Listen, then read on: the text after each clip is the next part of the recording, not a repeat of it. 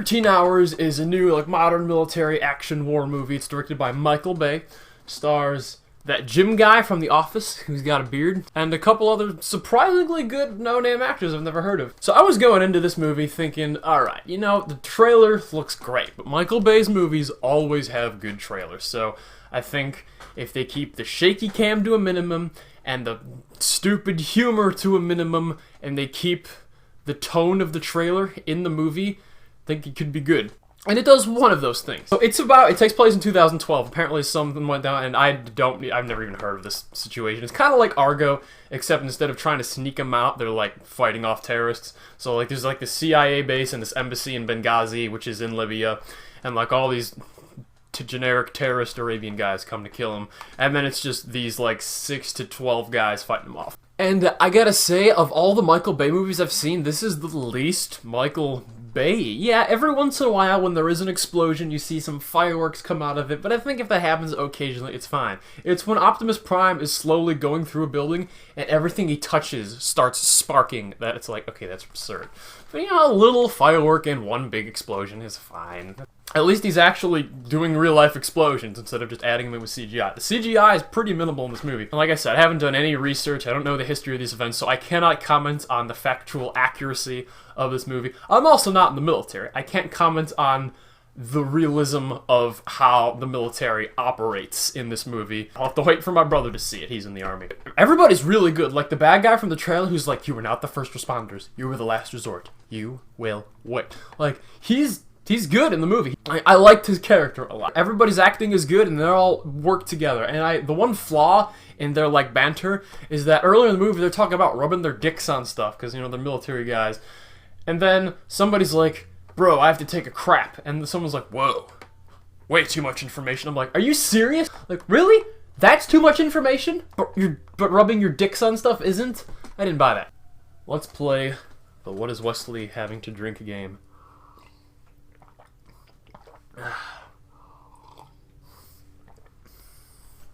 It's nothing alcoholic. That's the only hint you get.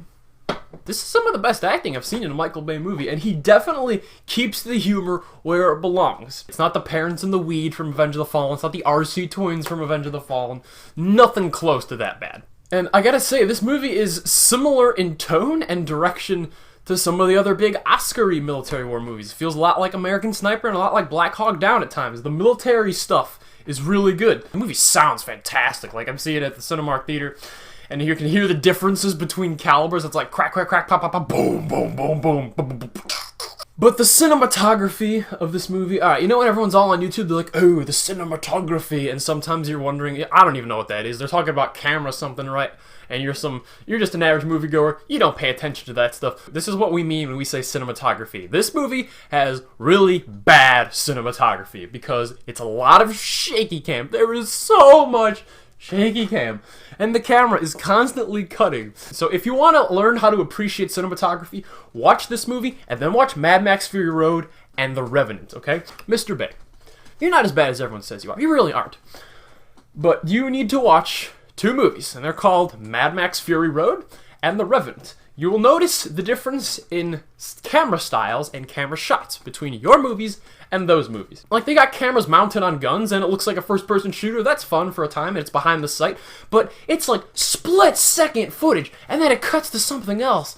And you're like, Michael Bay, give your poor editor a break. Oh my goodness, he's got to splice together something. Like, you know who has the easiest job in the world?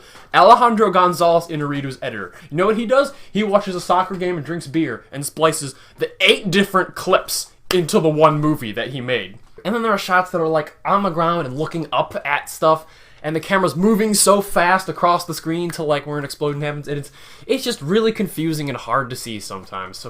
But if Michael Bay can fix that, he's a great director. Every other part of this movie succeeds. But I mean, with an action movie, that's the one thing you need to get right, and it's the one thing it fails at, and it's the one thing that bothers you the most. But it's that really realistic R-rated war violence that's very satisfying, where a machine gun cuts somebody in half and turns you into a pink, mushy mess. It's awesome. And even when the good guys start getting hit with mortar shells, you're like, ugh, cool.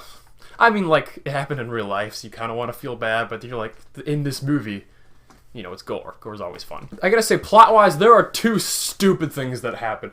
One of them is, there's these two guys in a bathroom. They're locked in a bathroom, and there's a bunch of terrorists outside, but they can't get through the door, so they start, like, putting this fiery smoke under the door, and they're like, oh no! And then the smoke comes under the door, and I'm like, why don't you take the towels from the bathroom, soak them in the water of the sink from the bathroom, and put them under the door to block out the smoke?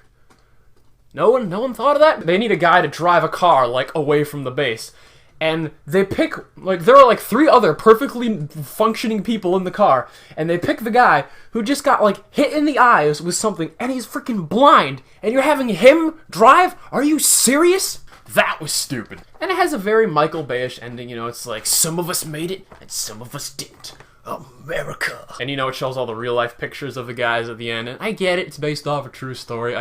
That bugs me in my movies though. Like, I'm not critiquing these real life events, I'm critiquing the movie, but at the same time, people call it American propaganda. I'm like, they're American soldiers and people who are being attacked by terrorists. What other side is there to see? If you're on the side of terrorists, you're a douche. That's just... I feel like I have to talk about that, even though I don't want to. That's why I don't like movies based off of true events, because then I have to take the fact that it's a true event into account. But on the whole, good movie. Good movie. I gotta say, it's the best action movie in 2016 so far. And I will give 13 Hours, The Secret Soldiers of Benghazi, a 7 out of 10.